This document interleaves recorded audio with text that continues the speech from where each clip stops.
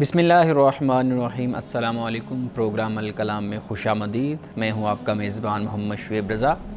ناظرین کرام، یہ پروگرام جو سٹی نیوز نیٹ ورک وغیرہ فکر جدید کے اشتراک سے شروع کیا گیا ہے، اس کے پہلے حصہ میں ہم قرآن کریم کی کچھ آیات کو سمجھنے کی کوشش کرتے ہیں اور اس کے ساتھ ساتھ کچھ بہت اہم سوالات کو پروگرام کا حصہ بناتے ہیں۔ حسب سابق ہمارے ساتھ شریک گفتگو ہیں جناب محمد امانت رسول صاحب۔ ہمارے سب خوش آمدید، بہت شکریہ آپ کے وقت کا۔ میری معاونت کے لیے موجود ہیں جناب احمد بلال، تھینک یو سو مچ۔ ناظرین کرام، آپ کی اسکرین پہ ہمارا واٹس ایپ نمبر آ رہا ہوگا، آپ اپنے سوالات ہمیں بھیج سکتے ہیں، ہم انشاءاللہ آپ کے سوالات کو پروگرام کا حصہ ضرور بنائیں گے۔ مولانا صاحب، ہم گفتگو کر رہے تھے سورہ یاسین، اور سورہ یاسین میں آیت نمبر 36 تک ہم نے گفتگو کر رہی تھی۔ آیت نمبر 37 وآیۃ لہم اللیل نسلخ منہ النہار، یہاں سے اپنے گفتگو کا آغاز کیجیے گا۔ بسم اللہ الرحمن الرحیم۔ وآیۃ لہم اللیل نسلخ منہ النہار فإذا ہم مظلمون۔ ابھی تک جو گفتگو کا تسلسل چل رہا ہے، تو ہم نے پیچھے ایک آیت کو پڑھا تھا جی، اور وہ آیت مردہ زمین ہے کہ اللہ سبحانہ و تعالیٰ مردہ زمین کو زندہ کرتا ہے۔ اب وہ زندہ کرنے کے اسباب پیدا کر دیتا ہے۔ جی، بارش برساتا ہے، سورج روشن ہوتا ہے تو اس کی جو سورج کی تپش ہے، گرمی ہے، اس سے بھی زمین زندہ ہو جاتی ہے۔ صحیح۔ یہ ہم نے پڑھا تھا ایک نشانی۔ پھر اس کے ذریعے سے اللہ تعالیٰ کھجوروں کو اور انگوروں کو پیدا فرماتا ہے، تیار کرتا ہے، چشمے جاری ہوتے ہیں، پھر یہ لوگ اس میں سے کھاتے ہیں۔ فرمایا کہ ان کے ہاتھوں کا یہ کیا ہوا نہیں ہے کام، یہ یعنی ہماری طرف سے یہ سارا انتظام ہے۔ اور پھر اس کے بعد ہر شے کو تنوع میں، انواع و اقسام میں، جوڑوں میں اللہ تعالیٰ نے پیدا کر دیا۔ اب اس کے بعد دوسری نشانی یہاں پر ذکر ہو رہی ہے۔ فرمایا وآیۃ لہم اللیل، ان کے لیے رات نشانی ہے، یعنی زمین بھی نشانی، اب رات بھی نشانی۔ یعنی نشانی وہ ہے کہ جو ہر صاحب عقل سمجھتا ہے، اس کا مشاہدہ کرتا ہے، اس کا تجربہ کرتا ہے، ہر وقت اس کے سامنے وہ چیز ہوتی ہے۔ ہم روزانہ، ہماری عمر 50-55 سال ہو گئی، آپ نے اپنی عمر کے حساب سے جب سے آپ نے آنکھ کھولی، یہی سرکل ہے، یہی سرکل آپ دیکھ رہے ہیں، دن رات اسی طرح گزر رہے ہیں۔ تو یہ سب کچھ تو ہمارے مشاہدے کی بات ہے، تو اس لیے اللہ فرماتا ہے کہ یہ ان کے لیے نشانی ہے۔ وہ کیا ہے؟ نسلخ منہ النہار فإذا ہم مظلمون، کہ ہم رات سے ہم دن کو کھینچتے ہیں۔ فإذا ہم مظلمون، پھر کیا ہوتا ہے؟ اندھیرے میں یہ پھر رہ جاتے ہیں، تاریکی میں رہ جاتے ہیں۔ قرآن پاک نے کئی مقام پر اس بات کو مختلف انداز میں بیان کیا۔ یولج اللیل فی النہار و یولج النہار فی اللیل، کہ اللہ سبحانہ و تعالیٰ رات کو دن میں داخل کرتا ہے اور دن کو رات میں داخل کرتا ہے۔ تو یہ اسی طرح کی ایک بات بیان فرما دی کہ اللہ سبحانہ و تعالیٰ فرماتا ہے کہ ہم اس سے دن کو کھینچ لیتے ہیں۔ جب دن کو لے لیتے ہیں ہم، رات آ جاتی ہے تو پھر کیا ہوتا ہے؟ پھر اندھیرا چھا جاتا ہے۔ اب اس کے بعد فرمایا والشمس تجری لمستقر لہا، اور سورج وہ اپنے مدار اور اپنے محور میں وہ چلتا رہتا ہے۔ سورج اس کا ایک مدار ہے، اس کا ایک محور ہے، اس میں وہ گردش کرتا رہتا ہے۔ سورج کے چلتے رہنے سے کیا مراد ہے؟ مراد اس سے یہ ہے کہ جو یہ رات اور دن کا ایک نظام لگے بندھے انداز سے خدا نے بنا دیا، اسی طرح سورج اسی اللہ تعالیٰ کے حکم کے مطابق، جو اللہ کا حکم ہے اس کے مطابق وہ اپنا کام کر رہا ہے، اس کی پیروی میں اور اس کی فرما برداری میں اور اس کے بنائے ہوئے نظام میں۔ اب جو آپ نے سوال کیا، اس کا جواب خود اگلی آیت میں آ جاتا ہے، یا آیت کے اس حصے میں آ جاتا ہے کہ ذالک تقدیر العزیز العلیم۔ فرمایا کہ یہ غالب علم والے کی تقدیر ہے، یعنی یہاں پر تقدیر سے مراد اندازہ، یعنی ایک قائم کردہ اس کا اندازہ، ایک پیمانہ اور ایک نظم ہے جس میں یہ کائنات ساری چل رہی ہے۔ وہ غالب اور علم والا ہے، غالب بھی ہے، صرف علم نہیں ہے، غلبہ بھی ہے، اس کا سارا کنٹرول وہی ڈومینیٹ کرتا ہے، اور علم ہے اس کے پاس، یہ بغیر علم کے نہیں ہے۔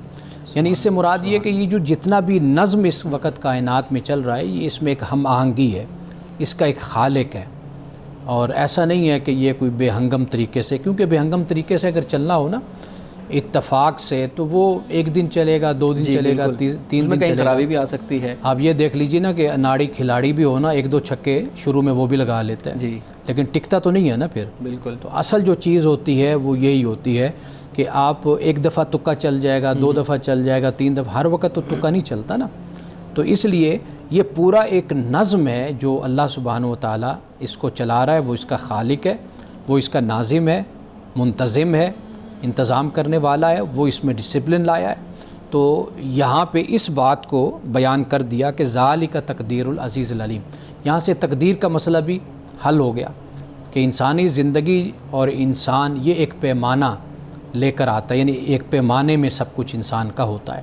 زندگی ہے، اس کا رزق ہے، اس کی عمر ہے، اس کی صحت ہے، اس کے دیگر معاملات ہیں، یہ سارا کچھ. آج کی جو میڈیکل سائنس ہے وہ بھی ہمیں یہی بتاتی ہے کہ انسان پیدائش سے، یعنی اس کے پیدائش سے پہلے ہی، کہ جب اس کا جو سپرم ہے، نطفہ ہے، جب وہ ٹھہرتا ہے حمل میں، یعنی ووم میں ماں کے، تو اسی وقت ہی سب کچھ اس کے اندر موجود ہوتا ہے. ہاں اچھا، اسی ایگ اور سپرم کے اندر، اسی کے اندر سب کچھ موجود ہوتا ہے. یعنی کس عمر میں جا کر شوگر ہونی ہے، کس عمر میں، یعنی وہی چیز ڈیسائیڈ کرتی ہے جو سب کچھ ہے، لیکن اس کو ڈیلے کیا جا سکتا ہے. اچھا، یعنی میڈیکل کے ذریعے، سائنس کے ذریعے اس کو نہیں، ڈیلے اس طرح کیا جا سکتا ہے کہ انسان صحت مند زندگی گزارے. ٹھیک ہے، ٹھیک ہے. یعنی ایک شخص یعنی مثال کے طور پر اگر یہ ہے کہ اس کو اتنی عمر میں 25 سال کی عمر، مثال کے طور پر، یا 30 سال کی عمر میں شوگر ہونی ہے، جی، اب وہ اپنے لائف سٹائل سے، ہیلدی لائف سٹائل سے اس کو ڈیلے کر سکتا ہے. صحیح، بالکل ٹھیک. وہ 30 سال کے بجائے 60 سال میں بھی ہو سکتی ہے، 50 سال میں بھی اس کو ہو سکتی ہے. اور اس کا اختیار انسان کو اللہ رب العزت نے یہ دیا ہوا ہے. اختیار انسان کے پاس ہے. تو پھر اس سے تو یہ کہا جا سکتا ہے کہ بندہ اپنی تقدیر جو ہے وہ بدل سکتا ہے خود. جی بالکل. اس لیے علماء نے، ہمارے فلاسفرز جو ہیں، انہوں نے 2 حصے اس کے بیان کیے نا، تقدیر معلق کہا اور تقدیر مبرم کہا. جی جی بالکل. مبرم یہی ہے کہ جو طے شدہ ہے، جس کو آپ قضا بھی کہہ سکتے ہیں، جس کی بڑی خوبصورت مثال یہ دی جاتی ہے کہ جیسے پہاڑ سے پتھر آ رہا ہے، لینڈ سلائڈنگ جیسے ہوتی ہے، تو آپ ایک وقت تک تو آپ اس کو کھڑے ہو کر دیکھ رہے ہیں، اور یہ آپ کی تقدیر معلق ہے کہ آپ کھڑے ہوئے ہیں، وہ آ رہا ہے. جی. لیکن پھر ایک وقت آتا ہے، وہاں پر پھر آپ کے پاس یہ مہلت نہیں رہتی کہ آپ وہاں سے بھاگ سکیں. پہلے جو وقت تھا وہ آپ کے پاس مہلت دی، وہ آپ کی تقدیر معلق ہے. لیکن جیسے وہ آ گیا، وہ جب مہلت آپ کی ختم ہو گئی، اب تقدیر مبرم ہے، یا اس کو آپ قضا کہہ لیجئے. قضا و قدر کا لفظ بھی ہمارے ہاں لٹریچر میں استعمال ہوتا ہے، اور تقدیر مبرم اور تقدیر معلق، یہ دونوں الفاظ بھی ہمارے. یہ جو تقدیر ہے یہ ایک پیمانہ، ایک ساخت ہے، ایک یہ چیز ہے کہ مثال کے طور پر انسان اپنی عمر اور یہ سب کچھ ایک پیمانے میں ہوتا ہے، سب کچھ ایک طے شدہ ہوتا ہے. ٹھیک، آپ یوں کہہ لیجئے. جی مولانا صاحب آگے. اب اس کے بعد فرمایا والقمر قدرناہ منازل حتی عاد کالعرجون القدیم. اور چاند ہے، فرمایا کہ چاند کے لیے ہم نے منزلیں مقرر کر دی ہیں، یہاں تک کہ یہ لوٹ آتا ہے، واپس آ جاتا ہے کہ جیسے کھجور کی پرانی شاخ ہو جاتی ہے. کھجور کی پرانی شاخ بالکل باریک ہو جاتے، جیسے یکم کا چاند جس کو ہم ہلال کہتے ہیں، جس کو رویت ہلال کمیٹی، ہلال جو لفظ استعمال کرتے ہیں وہ پہلا چاند ہوتا ہے، پہلا، تو اس کو ہلال کہتے ہیں. تو یہ جو چاند کی مختلف قسمیں ہیں، اس کو پھر مختلف نام اس کو دیے گئے، جیسے قمر قرآن پاک نے کہا. تو خیر، اب یہاں پر جو اللہ پاک ہی فرماتے ہیں نا، ہم نے اس کی منازل کو مقرر کر دیا. جی اس کو ضرور بیان فرمائیے. اب آپ یہ دیکھیے نا کہ منازل، چاند جیسے جیسے یکم سے شروع ہوگا تو ایسا ایسا بڑھتا چلا جاتا ہے، پھر 14ویں کا چاند وہ آ جاتا ہے، پھر اس کے بعد پھر گھٹنا شروع ہو جاتا ہے، ہاں کم ہونا شروع ہو جاتا ہے. تو یہ جو ہے یہ منازل ہیں چاند کی، بڑھنا اور اس کا گھٹنا. اب یہ بھی آپ دیکھ لیجئے کہ یہ بھی صدیوں سے یہ اسی طریقے سے یہ چاند بھی چل رہا ہے، اور سورج بھی اسی طریقے سے. بالکل بالکل ایسے ہی. تو باقی جو سورج گرہن یا چاند گرہن ہے وہ اللہ تعالیٰ کی قدرت ہے، وہ اپنا نظارہ کراتا ہے کہ ایک لگے بندے سسٹم میں، نظام میں یہ کائنات چل رہی ہے، لیکن جب اللہ چاہتا ہے، جب چاہے گا وہ اس پر رد و بدل بھی کر سکتا ہے. اور یہی در حقیقت اس کے فنا کا ثبوت ہے، اس کے فانی ہونے کا، اس کے حادث ہونے کا. یعنی فلسفہ کی زبان میں ہم حادث کہتے ہیں. ٹھیک. جی امان صاحب یہ جو منازل ہیں چاند کی، آپ نے بیان تو فرما دیا کہ یہ چاند کا بڑھنا اور پھر کم ہونا، قرآن کریم اس کو کہیں اور اس طرح کھول کے بیان فرماتا ہے یا رسول اللہ صلی اللہ علیہ وسلم کی روایات میں ہمیں ملتا ہے، یا پھر یہ ہے کہ اس کے پیچھے مقصد کیا ہے یہ بتانے کا کہ چاند کی منازل ہیں وہ بڑھ رہا ہے وہ کم ہو رہا ہے، اس کے پیچھے مقصد کیا ہے، فلسفی کیا ہے؟ اصل میں ایک تو یہ ہے نا کہ جو ہمارا جو نظام ہے اسلامی کیلنڈر آپ کہہ لیجئے وہ قمر کے ساتھ ہے، یعنی قمری جی مہینے، تو ایک تو یہ چیز ہے۔ دوسرا یہ ہے کہ باقی جو اسلامی کیلنڈر کے علاوہ دوسرا کیلنڈر ہے وہ آپ کو پتہ ہے وہ شمسی ہے، اس حساب سے یہ جو قمری ہے اس پر بڑا سیرت نگاروں نے بھی کام کیا ہوا ہے۔ ایک تو یہ آپ کو فائدہ دنوں کا دیتا ہے کہ آپ اس سے حساب لگاتے ہیں، ٹھیک، ایک یہ ہے کہ تاریخ کا بھی اس سے تعین ہوتا ہے، اس سے مہینے کا بھی تعین ہوتا ہے، اور اس کے بارے میں ڈاکٹر حمید اللہ صاحب کی بڑی اچھی تحقیق ہے کہ جس بنیاد پر وہ یہ بتاتے ہیں کہ یہ فائدہ مند ہے زیادہ کاروبار کے حوالے سے اور اپنا موسموں کے حوالے سے اور گننے کے حوالے سے دنوں کے، کہ یہ جب دیکھیں گے تو اس میں دنوں کا اضافہ آخر میں ہو جاتا ہے، وہ کچھ اس طریقے سے اس پر بڑی تفصیل کے ساتھ وہ روشنی ڈالتے ہیں۔ صحیح جی مان صاحب۔ اب اس کے بعد یہ فرمائے کہ لَلشَّمْسُ يَنبَغِي لَهَا أَن تُدْرِكَ الْقَمَرَ وَلَا اللَّيْلُ سَابِقُ النَّهَارِ،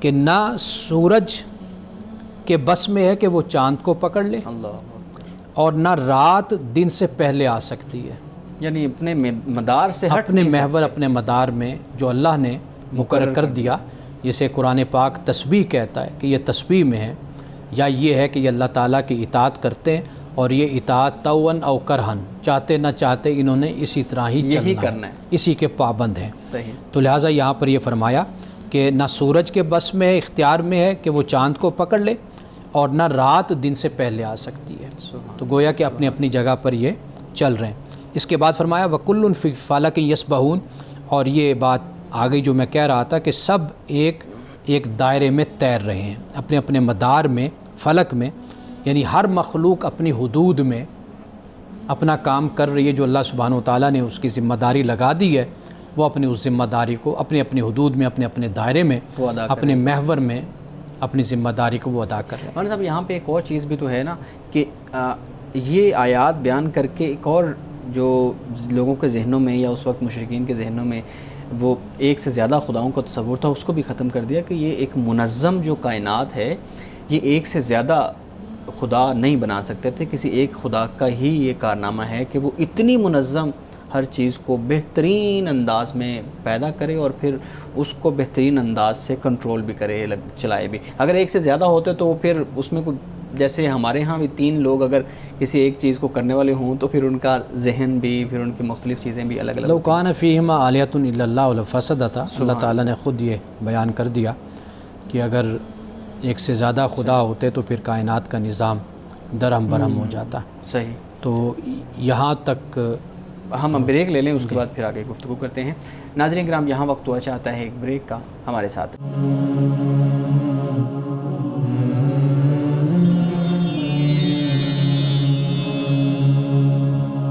پروگرام میں ایک دفعہ پھر خوش آمدید۔ امان صاحب بہت شکریہ، قرآن کریم کی آیات آپ تلاوت فرما رہے تھے اور ان کا مفہوم بہت اچھے طریقے سے آپ نے بیان کیا۔ ہمارے ناظرین بھی ہمیں سوالات بھیجتے رہتے ہیں، تو میں چاہوں گا کہ ناظرین کے سوالات پہ بھی آپ گفتگو کریں، آپ ان کے جوابات دیں۔ پہلا سوال یہ ہے، پوچھتے ہیں کہ مریض اگر شدید بیمار ہو یا اس کو درد ہو تو کوئی ایسی حدیث یا کوئی ایسی آیت بتا دیں جس کو بطور تسبیح پڑھ کے انسان جو ہے نا اپنا وقت گزار سکے۔ اچھا، سب سے پہلے آپ جانتے ہیں کہ میں اس بات کا مشورہ دیا کرتا ہوں کہ جو میڈیکلی معاملہ ہوتا ہے پہلے تو اس کا چیک اپ ہونا چاہیے کہ یہ جو تکلیف ہے یا یہ جو مرض ہے اس کو ڈائگنوز کروایا جائے، اس کی تشخیص ہو کہ آیا کہ یہ کس وجہ سے ہے۔ صحیح۔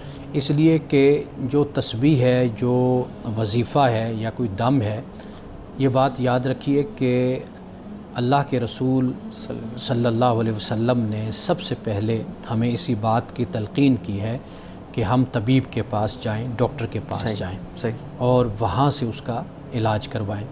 باقی اللہ تعالیٰ کا کلام یہ پڑھنا، یہ انسان کے لیے نفسیاتی حوالے سے، روحانی حوالے سے، ایمانی حوالے سے انسان کو سپورٹ کرتا ہے.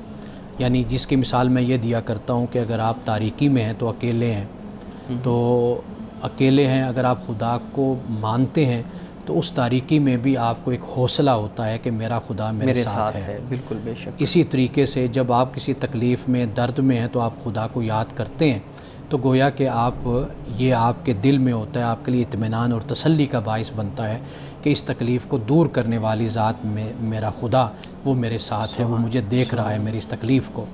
اور پھر ایماندار جو ایمان والا ہوتا ہے وہ اس بات پر اطمینان رکھتا ہے کہ اگر اس کو منظور ہوا تو وہ میری اس تکلیف کو دور کر دے گا، اگر اس میں آزمائش ہے اور اس کی مرضی اسی میں ہے تو میں اسی کے ساتھ راضی ہوں.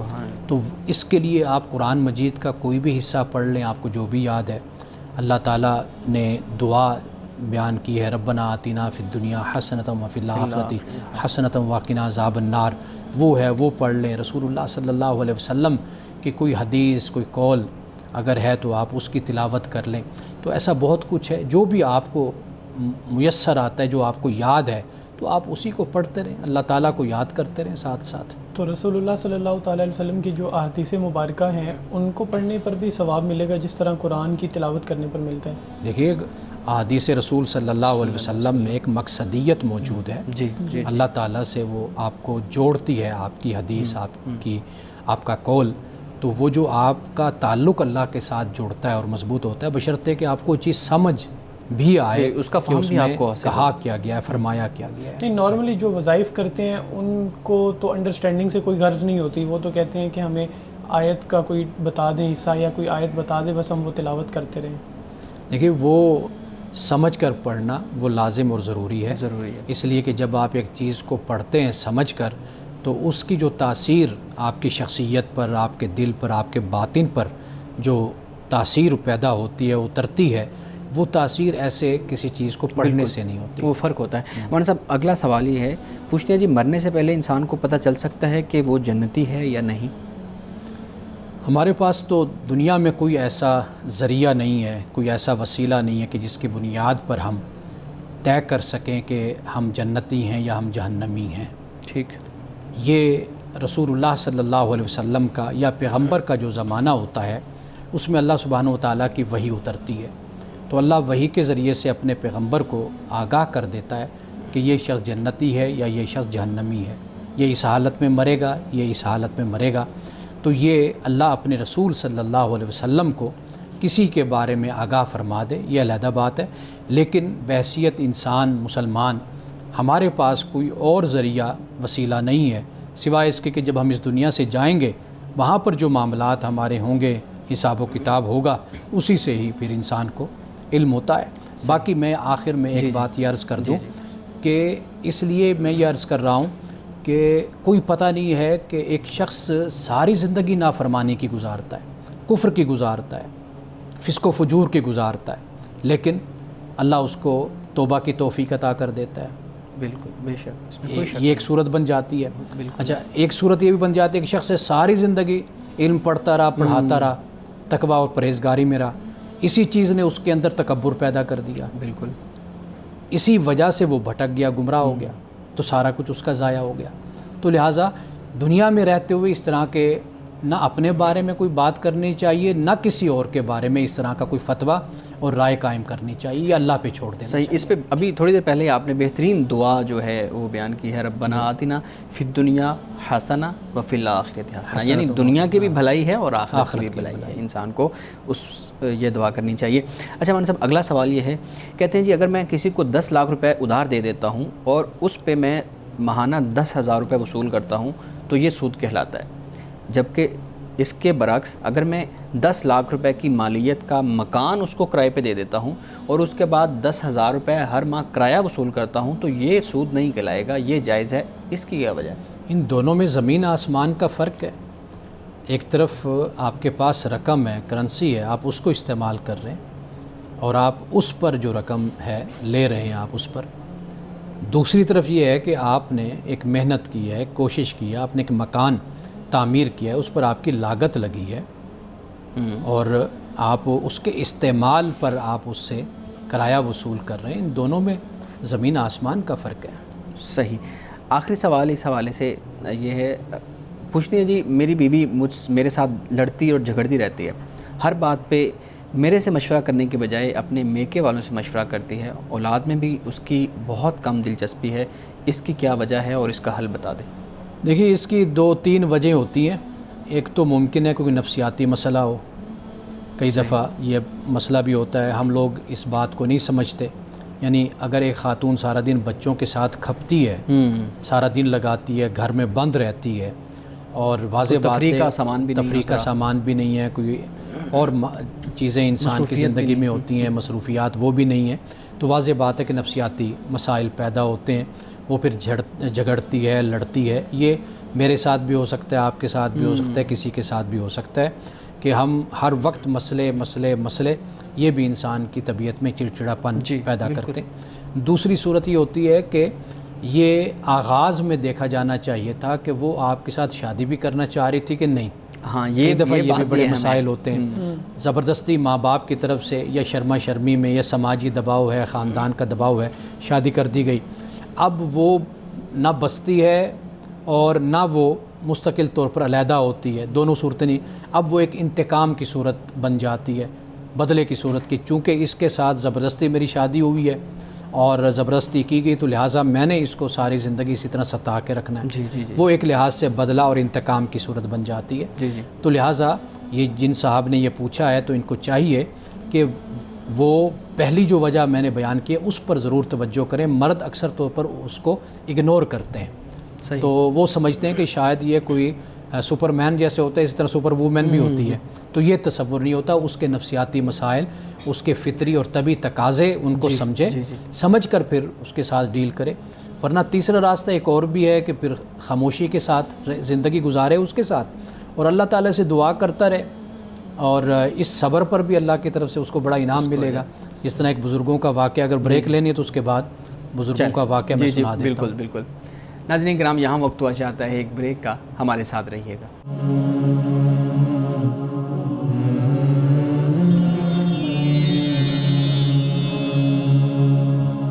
پروگرام میں ایک دفعہ پھر خوش آمدید. امانہ صاحب، آپ بزرگوں کی بات فرمانے لگے تھے. میں یہ واقعہ ہے کتابوں میں، حقیقت تو نہیں ہے، بہرحال یہ ہے کہ مشہور ہے یہ بات کہ وہ شیر پر آ رہے تھے تو ان کے مریدوں نے ان کو دیکھا کہ وہ شیر پر بیٹھے ہوئے آ رہے ہیں. اتنے یعنی طاقتور، اور ان کی یہ کرامت، اور ان حیوانوں کو، جانوروں کو بھی، درندوں کو بھی انہوں نے مسخر کیا ہوا ہے. صحیح. تو وہ ادھر انہوں نے یہ دیکھا. دوسرے وہ گھر جب آئے تو گھر میں تو ان کے مرید بھی پیچھے ساتھ آ گئے. تو گھر میں بیٹھے تو انہوں نے آواز دی کہ بھئی کوئی کھانے کے لیے ہے تو لے آؤ. تو اندر سے انہوں نے سلواتیں سنائیں، ڈانٹا کہ بھئی آپ ان کو کیا لے کر آ جاتے ہیں، یہ سارے مطلب مفت خورے ہیں، ان کو آپ بٹھا لیتے ہیں یہاں پر، پہلے آپ کماتے کچھ نہیں ہیں، اوپر سے آپ ان کو لے آتے ہیں. تو وہ مرید ہکے بکے پریشان، وہ کہنے لگے یہ ایک طرف تو ہم نے دیکھا ہے شیر پہ بیٹھا ہوا، اس کو دیکھ رہے ہیں اور یہ حالت ہے. تو ان کا شیخ اس کی کیا وجہ کیا ہے، سبب کیا ہے کہ ادھر شیر پر بیٹھے ہیں اور ادھر آپ کی بیگم جون سی ہے وہ آپ سے کنٹرول نہیں ہوتی. تو انہوں نے فرمایا کہ بھئی یہ جو مقام مجھے ملا ہے شیر پر بیٹھنے کا، یہ اسی پر ملا ہے کہ میں نے صبر کیا ہے. یہ اسی صبر کا نتیجہ ہے. تو یا پھر ان کو یہ مشورہ ہے کہ صبر کے ساتھ وقت گزاریں، اللہ اس پر بھی جزا دیتا ہے. صحیح. بہت شکریہ. جی بلال صاحب، آپ کے پاس بھی کچھ سوالات ہیں. جی سر، آپ نے ایک پروگرام میں بتایا تھا کہ ہم رسول اللہ صلی اللہ تعالی وسلم کو آج کے دور میں نہیں دیکھ سکتے، ان کی زیارت ممکن نہیں ہے. تو اب دیکھا جائے تو سیرت طیبہ صلی اللہ تعالی علیہ وسلم کو سمجھنے کے لیے خود حضور علیہ الصلوۃ والسلام یا صحابہ نہیں موجود جو ہمیں بتا سکیں. تو ہمارے پاس جو ماخذ بچتے ہیں وہ قرآن کے بعد حدیث ہے. میں یہ پوچھنا چاہتا ہوں کہ حدیث کو سمجھنے کا طریقہ کار کیا ہونا چاہیے؟ ریفرنس اور کانٹیکسٹ کو دیکھنا، قرآن اور حدیث کو کیا ایک ہی طرز پر سمجھنا چاہیے یا دونوں کا طریقہ کار الگ ہونا چاہیے؟ اچھا، آپ نے جہاں سے بات شروع کی میں وہیں سے ہی جواب شروع کرتا ہوں. اپنا جواب بھی اسی جگہ شروع کرتا ہوں. گزارش یہ ہے کہ میں نے یہ عرض کیا تھا کہ رسول اللہ صلی اللہ علیہ وسلم نے جب یہ فرمایا کہ جس نے مجھے دیکھا اس نے مجھے ہی دیکھا، یعنی میری شکل میں، میری صورت میں تمثل کوئی شیطان اختیار نہیں کر سکتا، یہ حدیث میں آپ نے فرمایا. میں نے یہ عرض کیا تھا کہ صحابہ کرام رضوان اللہ تعالی علیہم اجمعین آپ کو انہیں زیارت ہوئی تھی آپ کی، ان کو آپ نے یہ فرمایا کہ خواب میں اگر تم مجھے دیکھتے ہو تو وہ میں ہی ہوتا ہوں، بالکل یہ آپ نے فرمایا۔ میں نے یہ عرض کیا تھا کہ آپ کی زیارت کرنے کے بعد، یعنی صحابہ کرام رضوان اللہ تعالی علیہم اجمعین کے بعد کسی نے آپ کو نہیں دیکھا۔ جی آج اگر کوئی آپ کا یہ دعویٰ کرتا ہے کہ جی میں نے خواب میں دیکھا، تو یہ ممکن ہے کہ اس کی عقیدت ہو، اس کی محبت ہو، کہ جس کی وجہ سے اس کا یہ خیال ہو، جیسے بہت سے لوگ بڑی خواہش کے ساتھ رات کو سوتے ہیں بالکل، اور کوئی وظیفہ بھی کرتے ہیں، کچھ کرتے ہیں جی ہمیں رسول اللہ صلی اللہ علیہ وسلم کی زیارت ہو، تو وہ تو صحابہ نے دیکھا تھا نا آپ علیہ الصلوۃ والتسلیم کو، وہ پہچان گئے اور آپ نے ان کو یہ فرمایا۔ تو آج کا جو شخص اس طرح کا دعویٰ کرتا ہے تو ممکن ہے اس کا اپنا یہ خیال ہو، ایک عقیدت ہو کہ وہ جو دیکھا وہ یہ کہے کہ جی یہ رسول اللہ صلی اللہ علیہ وسلم کی ذات اقدس ہے۔ میں نے یہ بات اس وقت یہ بات بیان کی تھی۔ اب اس سے آگے دیکھیے، قرآن اور حدیث میں زمین آسمان کا فرق ہے، اس لیے کہ قرآن اللہ کی طرف سے نازل کردہ ہے، یعنی کلام اللہ ہے جی جو منزل ہے اعلیٰ رسول صلی اللہ علیہ وسلم، رسول اللہ صلی اللہ علیہ وسلم پہ جو نازل ہوا وہ قرآن ہے، کلام اللہ۔ جب ہم حدیث کی تعریف کرتے ہیں، آپ جانتے ہیں کہ حدیث کی تعریف میں ما اضیفہ الی الرسول یا الی النبی صلی اللہ علیہ وسلم یہ کہا جاتا ہے کہ جو رسول اللہ کی طرف نسبت کی جاتی ہے، اور یا جیسے محدثین نے نسبہ کا لفظ استعمال کیا، ما نسبہ الی الرسول، کہ رسول کی طرف نسبت کی جاتی، قول کی، فعل کی یا تقریر کی۔ تو حدیث میں صفت کو وہ خلقی ہے، یعنی اخلاق ہے، ظاہری طور پر آپ کا ظاہری حسن و جمال، آپ کا شمائل جس کو کہا جاتا ہے، یہ بھی شامل ہو جاتا ہے، اور دوسرا باطنی حوالے سے، اخلاقی حوالے سے، یہ بھی سب کچھ حدیث میں شمار کیا جاتا ہے کہ اس کی نسبت رسول اللہ کی طرف ہوتی ہے۔ قرآن مجید کی جب ہم نے تعریف کی، ہم نے کہا کہ اللہ کا کلام جو نازل ہوا محمد رسول اللہ پہ، خدا کی طرف سے، ہاں محمد رسول اللہ پہ نازل ہوا، وہاں پر کوئی راوی نہیں ہے، جی یہاں پہ راوی کا ذکر ہو رہا ہے کہ نسبت کی گئی، اضافت کی گئی رسول اللہ کی طرف۔ تو یہ بہت بڑا فرق ہوتا ہے۔ آپ دیکھیے محدثین بھی نقل کریں گے نا تو وہ کہیں گے قال رسول اللہ صلی اللہ علیہ وسلم، یعنی قال ابن عباس، قال عمر، قال ابو بکر، یہ کہہ کر پھر کہیں گے کہ قال رسول اللہ صلی اللہ علیہ وسلم، تو یہاں پر ایک راوی موجود ہوتا ہے۔ اس لیے محدثین نے دو باتوں کو ہمیشہ بیان کیا ہے، ایک ہوتا ہے راوی، آپ راوی کو دیکھتے ہیں، سند کو دیکھتے ہیں، بیان کرنے والا کہ بھئی وہ کس معیار کا ہے، اس بنیاد پر آپ حدیث کو قبول کرتے ہیں۔ دوسری صورت ہوتی ہے اس کا متن ہوتا ہے، جیسے آپ درایت کہہ لیں اس کو، اس کا متن، ٹیکسٹ، وہ دیکھتے ہیں۔ تو لہٰذا حدیث کو پرکھنے کا جو معیار ہے وہ بڑا سخت رکھا گیا۔ کیوں؟ اس لیے کہ وہ رسول اللہ صلی اللہ علیہ وسلم کی تشریف آوری کے بعد باقاعدہ طور پر یہ جو آپ کو مجموعے نظر آتے ہیں، یہ تقریباً کوئی 200-300 سال کے بعد یہ مجموعے سارے بنے ہیں، تیار ہوئے ہیں، منظم طریقے سے، یعنی ان مجموعوں کو مدون کیا گیا، تیار کیا گیا۔ تو یہ قرآن اور حدیث میں زمین آسمان کا فرق ہے۔ اچھا، اب قرآن کو جب سمجھنا ہوتا ہے، قرآن کے سمجھنے کا ایک طریقہ یہ ہے کہ جسے ہم کہتے ہیں کہ تفسیر القرآن بالقرآن، قرآن خود اپنی تفسیر ہے، یعنی آپ کوئی آیت لیں، اس آیت کے مطابق جو دوسری آیات ہیں اسی موضوع کی، مضمون کی، آپ ان کو لیں اور ملا کر آپ دیکھیں تو قرآن خود اپنے مفہوم کو، اپنی بات کو واضح کر دیتا ہے۔ اور جو ہم کہتے ہیں صحیح حدیث جس کو ہم کہتے ہیں، وہ جو ہم تک پہنچی راوی سے، ہم اس کو سمجھتے ہیں کہ وہ رسول اللہ صلی اللہ علیہ وسلم قرآن مجید کے کسی مقام کی وضاحت کر رہے ہیں، اس کی تبیین ہو رہی ہے۔ یعنی بہت سے مسائل میں ہمیشہ یہ کہا کرتا ہوں کہ جیسے والدین کا ادب ہے، احترام ہے، قرآن نے احسان کہا، نیکی کرنے کا کہا، چند اور مقام پر کچھ مسائل کو بیان کر دیا، لیکن رسول اللہ کی معاشرت، صحابہ کرام کے سوالات، رویے، سلوک، آپ کی ان پر پھر وضاحت، یہ در حقیقت اس مسئلے کو مزید کھول کر اس کی تبیین اور اس کی وضاحت کر دیتی ہے رسول اللہ صلی اللہ علیہ وسلم کی حدیث۔ حدیث کو اگر سمجھنا ہے تو وہ قرآن کی روشنی میں ہے، یعنی قرآن کی روشنی میں ہی آپ حدیث کو سمجھیں گے۔ جو حدیث قرآن کے مطابق ہے وہ آپ اس کو قبول کرتے ہیں، جو قرآن کے مطابق نہیں ہے وہ ایک روایت ہے، وہ رسول اللہ کا قول نہیں ہو سکتا کہ جو قرآن کے خلاف ہو۔ جی بہت شکریہ۔ یہ بتائیے گا کہ اگر کوئی شخص سیرت النبی صلی اللہ تعالیٰ علیہ وسلم کو سمجھنا چاہیے، جس طرح آپ نے حدیث کے بارے میں بیان فرمایا ہے. اب اگر کوئی شخص سیرت رسول صلی اللہ تعالیٰ علیہ وسلم کو پڑھنا چاہتا ہے، سمجھنا چاہتا ہے، تو وہ کن کتابوں سے اس کو پڑھے، کن کتابوں سے سمجھے؟ اس پہ میں نے مختصر 2 ویڈیوز بنائی ہیں جی، اور ان میں میں نے بہت سی کتابوں کا ذکر کر دیا. میں آپ کو بتا دیتا ہوں کہ اگر وقت ہے تو میں جی آپ جواب دیں. مثال کے طور پر قدیم نسخوں میں اگر ہم دیکھتے ہیں تو ہمیں سیرت ابن ہشام وہ ہمیں ملتی ہے. جی بالکل. اچھا، اس کے علاوہ 1-2 اور کتابیں بھی ہیں. آپ اس زمانے کو اگر آپ دیکھ لیں، اگر آپ یہ دیکھتے ہیں کہ انگلش سے اردو دیکھنا چاہیں تو اس وقت کیرن آرمسٹرانگ کی کتابیں بہت اچھی ہیں، ان کو دیکھا جا سکتا ہے. محمد رسول اللہ کتاب ہے اپنا ابو بکر سراج کی، وہ مارٹن لنگز کی وہ کتاب ہے، وہ سیرت پر ہے، بہت اچھی ہے. ایک اور کتاب ہے جس کا میں حوالہ دیتا رہتا ہوں، کانسٹینٹ ورجل جورجیو کی پیغمبر اسلام لائف آف محمد. وہ اگرچہ سیرت نہیں ہے، ایک بایوگرافی ہے، اس کو بھی دیکھا جا سکتا ہے. ڈاکٹر حمید اللہ صاحب کا اس پر بڑا اچھا لٹریچر ہے، سیرت نگاری پر بہت اعلیٰ کام ہے ان کا. اس کے علاوہ ہمارے اپنے پاکستان کے علامہ خالد مسعود مرحوم، ان کی حیات رسول امی وہ بہت شاندار اور ایسی کتاب ہے کہ انہوں نے بہت سے نکات میں سیرت نگاروں سے اختلاف بھی کیا ہے، بہت سے واقعات میں. یعنی اگر آپ اس کو دیکھیں گے تو آپ ان کی تحقیق کی تعریف کریں گے، انہوں نے بہت اچھا وہ کام کیا. الرحیق المختوم ہے صفی الرحمان مبارک پوری کی. اچھا، میں بچپن میں ایک پڑھا کرتا تھا کتاب سیرت کی، وہ ہے سیرت رسول عربی. جی یہ علامہ نور بخش توکلی کی یہ کتاب ہے. تو ایسے بہت سی کتابیں، علامہ شبلی نعمانی کی سیرت النبی ہے، سید سلیمان قاضی سلیمان منصور پوری کی رحمۃ للعالمین ہے.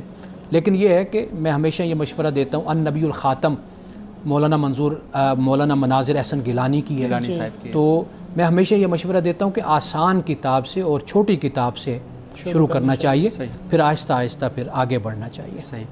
ناظرین کرام، یہاں وقت ہوا چاہتا ہے ایک بریک کا. ہمارے ساتھ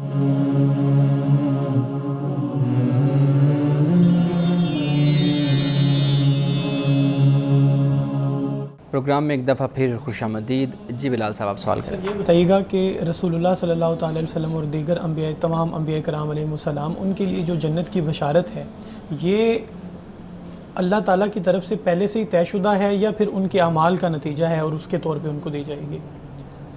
اللہ کے انبیاء علیہ السلام مخلوقات میں ان کا سب سے بڑا مقام اور مرتبہ ہے. اللہ سبحانہ و تعالیٰ ان کا انتخاب جو فرماتا ہے، ایک تو اللہ کی مشیت ہے، اللہ کا ارادہ ہے، اور یہ اللہ ہی کی مرضی ہے کہ اللہ تعالیٰ انتخاب فرماتا ہے. اور لیکن سب سے بڑی بات یہ ہے کہ ایسے جو اللہ تعالیٰ جن کو منتخب فرماتا ہے، جنہیں ہم انبیاء، جن کو ہم رسول کہتے ہیں، یہ اپنے اعمال میں، اپنے فطرت میں، اپنی عادات میں، اپنے خصائل میں اور اپنی زندگی میں یہ سب سے اعلیٰ لوگ ہوتے ہیں. یعنی اخلاق میں، تقویٰ میں، کردار میں، پرہیزگاری میں. تو لہٰذا جیسے کسی نے کہا نا رسول اللہ صلی اللہ علیہ وسلم کی ذات اقدس کے بارے میں کہ اگر آپ پیغمبر نہ ہوتے، یہ میں جملہ کوٹ کر رہا ہوں ایک غیر مسلم کا، یہ ذہن میں رکھیے گا، ایک مستشرق کہہ لیجئے آپ، ایک اپنا ہسٹورین کہہ لیجئے، مورخ کہہ لیجئے، غیر مسلم. اس نے کہا کہ اگر محمد صلی اللہ علیہ وسلم اگر رسول نہ بھی ہوتے نا تو لیکن یہ اس کائنات کے اور انسانیت کے سب سے بڑے انسان ہوتے ہیں. سبحان، سب سے بڑے انسان ہوتے ہیں. اب یہ چیز آپ دیکھ لیجئے کہ رسول اللہ صلی اللہ علیہ وسلم کی ذات اقدس یا تمام انبیاء علیہ السلام، ان میں جو خوبیاں ہیں، ان کی جو صفات ہیں، اوصاف ہیں، وہ کمال کی ہیں. تو وہ یہ اصل بنیاد ہے کہ اللہ سبحانہ و تعالیٰ ان کو اپنا نبی بناتا ہے، انہیں اپنا رسول بناتا ہے، انہیں اپنا پیغمبر بناتا ہے. تو لہٰذا جنت جب اچھے کام کرنے والے، ایمان لانے والے، اعمال صالح کرنے والے جب امتی ہوں گے تو ان سے جب وعدہ اللہ ایمان اور عمل صالح کی بنیاد پر جنت کا کر رہا ہے تو یہ تو بدرجہ عتم انبیاء علیہ السلام اور رسول کے لیے ہے، کیونکہ وہ ایمان میں اور عمل صالح میں اپنے کمال اور اپنے عروج پر ہوتے ہیں. سر، رسول اللہ صلی اللہ تعالیٰ علیہ وسلم نے مدینہ میں پہنچ کے سب سے پہلے مسجد کیوں بنائی؟ مسجد اصل ہمارے ہاں اب تو ایک دوسرا اس کا کردار نظر آتا ہے کہ نماز کے بعد اس کو تالا لگ جاتا ہے، پھر وہ ظہر کے ٹائم مسجد کھلتی ہے، پھر نماز کے بعد پھر تالا لگ جاتا ہے، پھر عصر کے ٹائم یعنی وہ کھلتی صرف ہے۔ آدھے گھنٹے کے لیے کھلتی ہے۔ لیکن رسول اللہ صلی اللہ علیہ وسلم نے جو مسجد کی تعمیر فرمائی وہ گویا کہ ایک کمیونٹی سینٹر آپ اس کو کہہ سکتے ہیں، یعنی اس طریقے سے کہ مسجد میں ہی عسکری جو معاملات ہوتے تھے، جنگی معاملات، وہ بھی مسجد میں بیٹھ کر ڈسکس ہوتے تھے، مسجد میں ہی عدالت بھی لگا کرتی تھی، مسجد میں ہی جو مال دولت مال غنیمت ہوتا تھا وہ لوگوں میں تقسیم کیا جاتا تھا، مسجد میں ہی بیٹھ کر جو خاندانی مسائل ہوتے تھے، ازدواجی لوگوں کے ایشوز ہوتے تھے، ان کا حل بھی مسجد میں کیا جاتا تھا۔ اسی طرح آپ کو معلوم ہے کہ وہ جو حبشی جو آئے تھے اور تیر اندازی کا مقابلہ ہو رہا تھا وہ مسجد میں ہو رہا تھا۔ حضرت عائشہ صدیقہ رضی اللہ تعالیٰ عنہ اسے دیکھ رہی تھیں، اور اسی طریقے سے مسجد میں نکاح بھی ہوتا تھا، مسجد میں جنازہ بھی ہے، ہر چیز مطلب یہ کہ وہ مسجد اس کا مرکز ہوا کرتی تھی۔ تو ہمارے ہاں اس کا تصور ذرا پاکستان میں خاص طور پہ یہ دوسری طرح کا ہو گیا، تو لہٰذا رسول اللہ صلی اللہ علیہ وسلم نے وہ مسجد صرف 5 وقت کی نماز کے لیے نہیں بنائی، بلکہ وہ ایک کمیونٹی سینٹر تھا کہ تمام مسائل جو معاشرے کے تھے وہ وہاں پر ڈسکس ہوتے تھے اور ان کا حل وہیں پر بیان کیا جاتا تھا۔ من صاحب بہت شکریہ۔ من صاحب میں چاہوں گا کہ آپ ہمارے ہر پروگرام میں ایک حکمت اور دانائی کی بات بیان کیا کریں، آپ بتائیے گا آج آپ کون سی حکمت کی اور دانائی کی بات کریں گے؟ آج ایک فارسی کا شعر ہے جی کہ 12 کے در لطافت تباش خلاف نیست، در باغ لالا روید و در شور بوم خس۔ ترجمہ اس کا یہ بنتا ہے کہ جو بارش ہے اس کی فطرت میں نرمی ہوتی ہے، لطافت ہوتی ہے، رحمت ہوتی ہے، اس کے سوا اس کی فطرت میں اور طبیعت میں کچھ نہیں ہے، یہ رحمت اور لطافت۔ مگر اس بارش سے کیا ہوتا ہے، باغ میں لالا اگتا ہے، کھلتا ہے، یعنی پھول کھلتے ہیں، اور جب کہ جو بنجر زمین ہوتی ہے وہ خراب زمین ہوتی ہے، تو لہٰذا وہاں پر خس و خاشاک اگتے ہیں بنجر زمین پر، یعنی گھاس پھوس اگ گیا۔ تو لیکن بارش جو ہے اس کی فطرت میں طبیعت میں رحمت ہی رحمت ہوتی ہے۔ اب وہ جو ریسیو کرنے والا ہے، لینے والا ہے، در حقیقت اس کے ظرف پر اور اس کی استعداد اور استطاعت پر انحصار ہوتا ہے کہ وہ کتنا ظرف رکھتا ہے، آیا کہ وہ بارش سے کیا لے سکتا ہے۔ ناظرین کرام، اس دعا کے ساتھ اپنے پروگرام کا اختتام کریں گے۔ اللہ رب العزت حسن کلام اور تاثیر کلام عطا فرمائے، ہماری زبان کی گروں کو کھول دے اور سننے والوں تک خیر کا پیغام پہنچے۔ اجازت دیجیے، خدا حافظ۔